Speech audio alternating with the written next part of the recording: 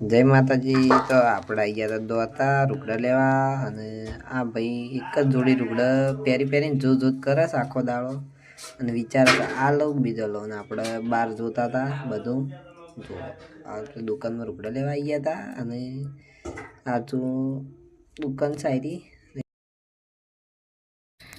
તો રૂગડા લઈને આપણે નીકળી જતા ઓફિસ તરફ જવા. તો આપણે બાઇક કાઢીને આપણે સીધા આવી ગયા ઓફિસ જવા માટે.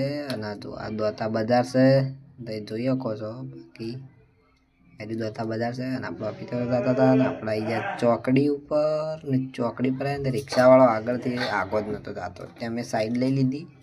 સાઈડમાં નહીં અમે આવતા રહ્યા ચોકડી ક્રોસ કરવા. બસ અમે આવી ગયા ઓફિસ, અને અમે ચોકડી છે.